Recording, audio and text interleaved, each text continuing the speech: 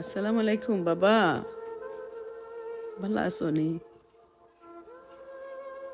আমার আজকের এই মেসেজটা পৃথিবীর সব বাবার আর লাগিন এক বোনের পক্ষ থেকে।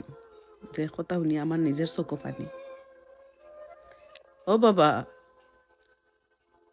আমি তোমার একমাত্র মেয়ে আসলাম। আমার একটু তাপ উঠলে তুমি কইতে গিয়ে ডাক্তার জোগাড় করবা, রাত ২টা হোক ৩টা হোক, তুমি হুশও থাকতাই না। ভাই দুইজন পাগল পাগল হয়ে যেত, আমার কিলাখান সুস্থ করিয়া তুলতা। একটু বিষ বেদনা হইলে লাগতো আমার না, তোমার তানোর এটা সমস্যা ওর। বাবা ১৬ বছরের সময় বিয়া দিলাইছিলাই। কিচ্ছু বুঝিও না তখনও। নিজের কাপড় খান খালি ধোয়া শিখছিলাম। মার লগে গিয়া খালি ভাত খান রান্ধা শিখছিলাম। এর মধ্যে বিয়া দিলাইছো। বিয়া দেওয়ার সময় জামাইরা তো তুলিয়া দেওয়ার সময় এখান কথা কইসলাই বাবা। যে মাই গো, তোমারে আজকে তনি মনে করো বাবায় আগুনও ঠেলাইয়া ফেলাই দিছি। আজকে তোমারে যারা তো তুলিয়া দিছি, এখান থেকে জীবনে তুমি কোনো সময় কোনো বদনামি হইয়াইও না। ই করতে কিন জানি তোমার লাশ বার হইয়া যায়। ও কথা কইয়া দিয়া বাবা আমার তুলিয়া দিসলাই। যে ফুরিরে তুমি বুকর মধ্যে রাখিয়া ঘুমাইতায়, তাফু ফুটলে তোমার হুশ থাকতো না। একদিনে বাবা তুমি আমার ফর করে দিলাইছো। তোমার দরজা আমার লাগিন বন্ধ করে লাইছো।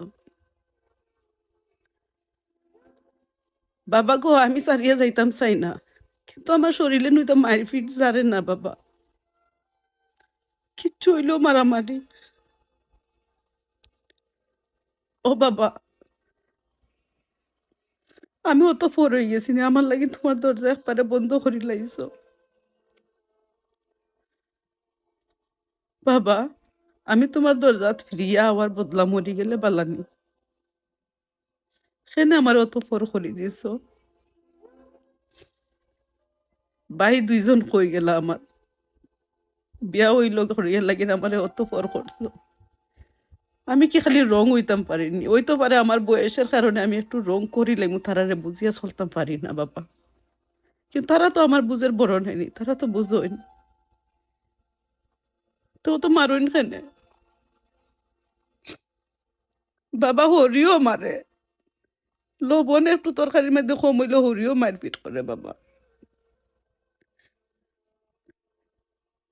বাবা, তোমার দরজাটা আমার লাগিন আবার খুলিয়া দেও না বাবা। আমার আবার তোমার বুকের মধ্যে টানিয়া নেও না বাবা।